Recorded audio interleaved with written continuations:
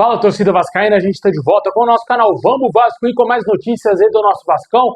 CEO do Vasco, Carlos Amodeu, falou a respeito do Maracanã, do porquê que o Vasco não utiliza o estádio e também a questão da reforma do nosso estádio. Vamos explicar melhor essa situação, você vai entender o que disse o Amodeu. Vamos falar também aqui de jogadores emprestados que vão voltar ao Vasco e o Diniz vai ter que dar o aval se vai renovar ou não com esses jogadores e também situação de renovações de jogadores que ainda estão no Vasco, hein? Jogadores importantes. Muita coisa pra gente falar agora, mas antes de começar, deixa aquele likezão, se inscreve no canal se você não está inscrito, ativa o sininho das notificações para você receber os vídeos postados aqui do nosso canal. Se inscreve aí para ajudar a gente a chegar a 227 mil inscritos. Falta pouco para a gente atingir essa marca muito importante para o nosso canal. Muito obrigado aí aos vascaínos que sempre aí estão acompanhando nossos vídeos.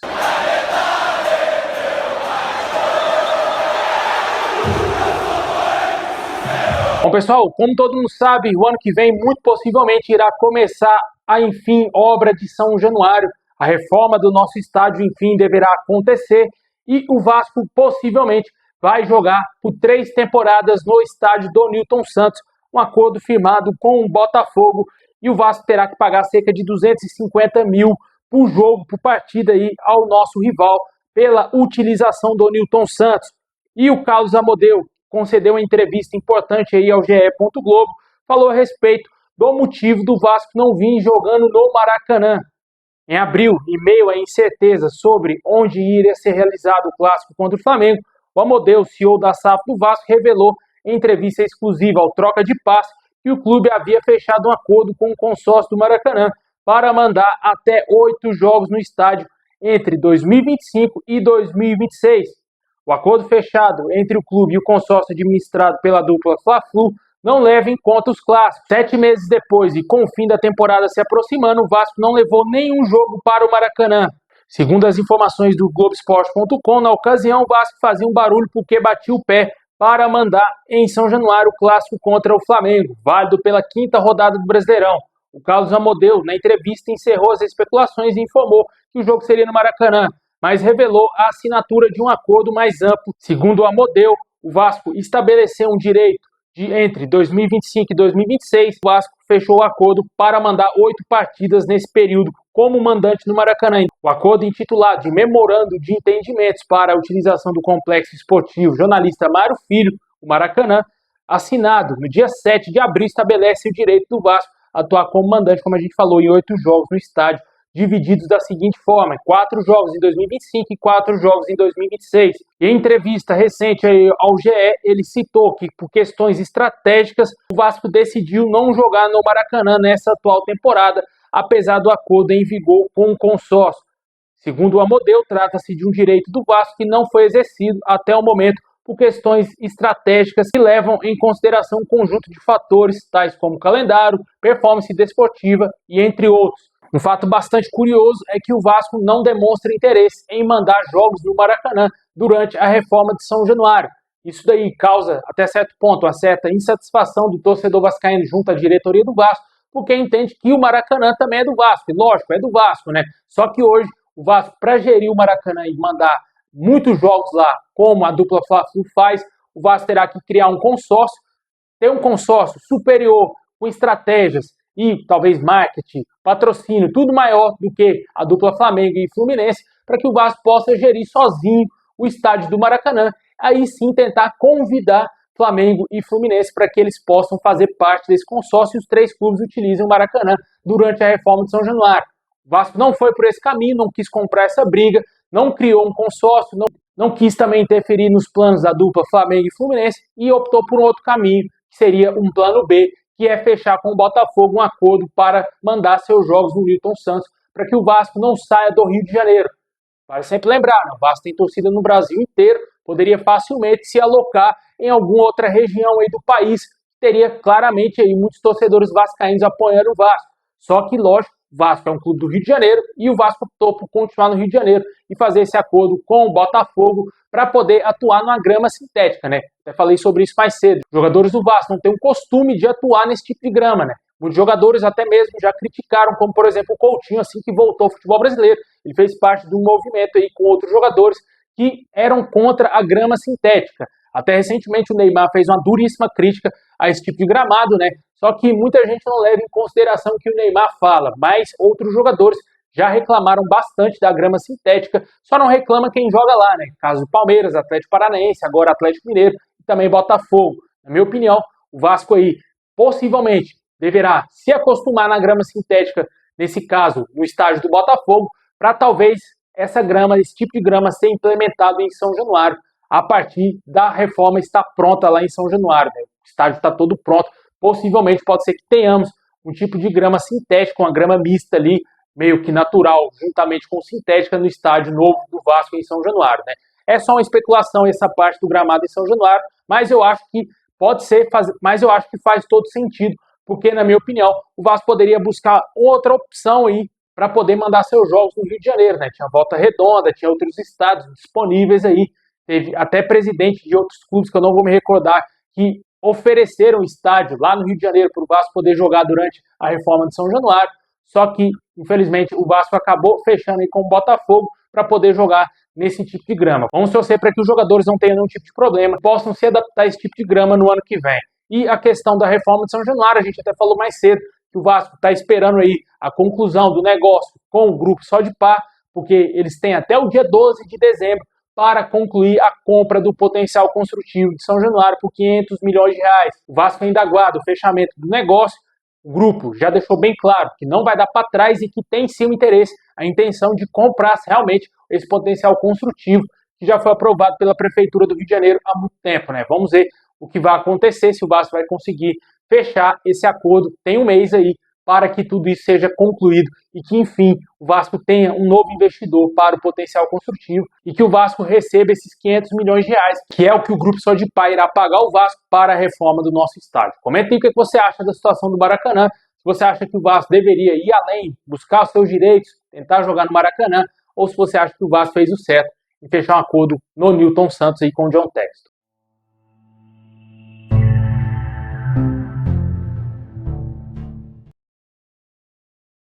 Bom, agora vamos falar aqui da atualização do mercado, né, cara? Nem tudo são contratações, né? Também o mercado envolve renovações e também volta de jogadores emprestados, né?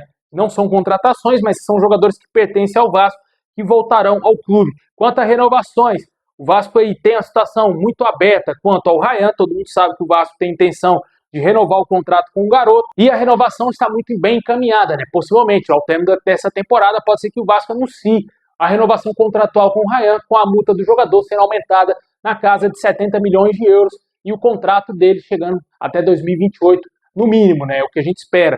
O jogador também, segundo o Lucas Pedrosa, deverá receber um alto salário, perto da casa de R$ 1 milhão. O jogador atualmente, de acordo com a informação trazida pela ESPN, uma reportagem que foi trazida semanas atrás, ele recebe em torno de R$ 400 mil mensais no Vasco. Isso com as renovações que ele teve durante esse ano. E com essa última renovação, o salário do atleta vai ganhar uma grande valorização e o jogador vai poder, quem sabe, continuar no Vasco. Essa é a ideia. O Vasco oferecer um salário interessante, um contrato interessante. Claro também, né, o clube se resguardando aí devido à multa rescisória do atleta, que vai aumentar consideravelmente.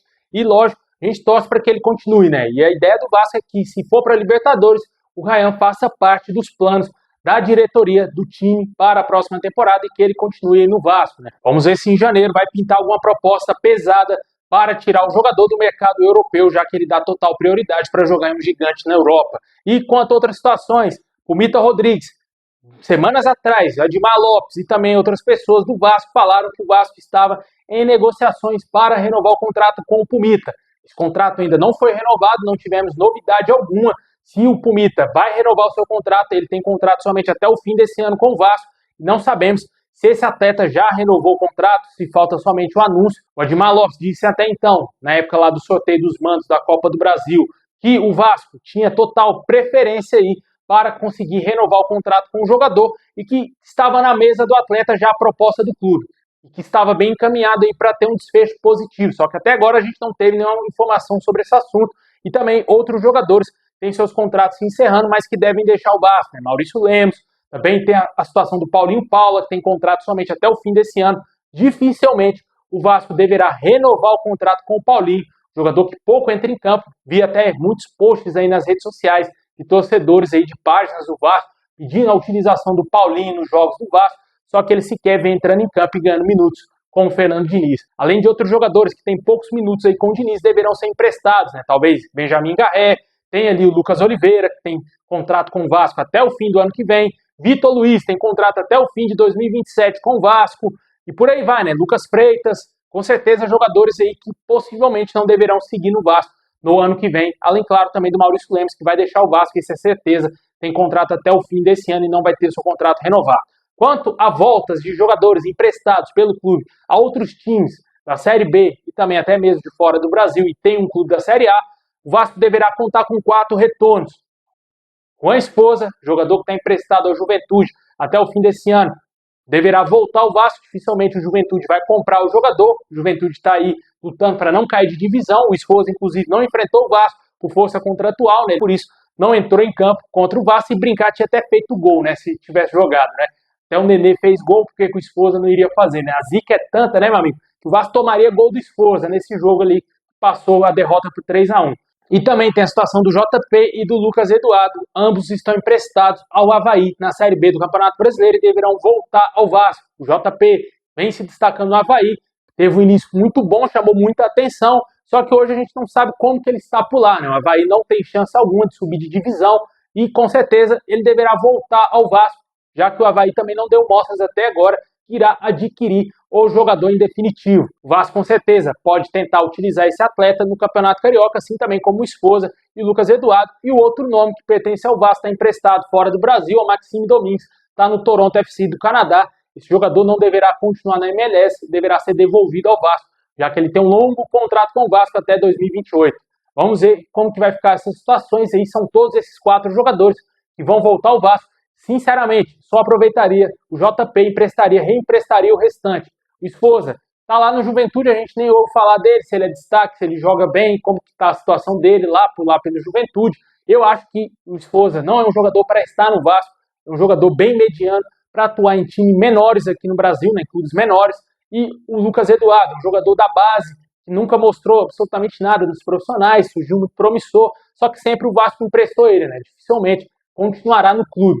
E outra situação é do Maxime Domingues. O jogador foi reserva boa parte da sua passagem pelo Toronto FC, um dos piores times da MLS, né? Fez uma péssima campanha, não conseguiu sequer ir para os playoffs, e o jogador está muito mal por lá também, né? Não sabemos se o Vasco vai aproveitá-lo ou se vai emprestar a outro clube, né? Erros feitos aí pela diretoria que contratou o Maxime Domingues. O Esposa foi a 67 Partners que contratou, mas o Maxime Domingues foi claríssimo um erro aí da diretoria de escolha, foi muito mal no mercado, e esse cara veio para substituir o Peck com características semelhantes, né, o que foi explicado na época, né? Logicamente, não tem comparação alguma o Maxime Domingues com o Gabriel Peck, ambos jogam na mesma liga. Comente aí se você aproveitaria qual desses 4 você daria oportunidades, ou se você gostaria que todos eles fossem aproveitados pelo Diniz, né? O Diniz vai ter um belíssimo laboratório, que é o Campeonato Carioca, que vai estar sendo disputado em paralelo aí, talvez, a uma pré-Libertadores, se o Vasco conseguir uma hipotética classificação, juntamente aí com o brasileiro, que vai estar em disputa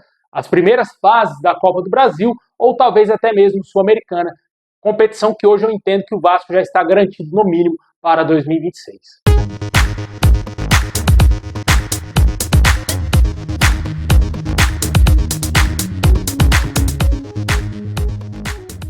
Bom, pessoal, esse é o vídeo de hoje. Valeu demais. Deixa aquele like, se inscreve, ativa o sininho. Tamo junto. É nóis.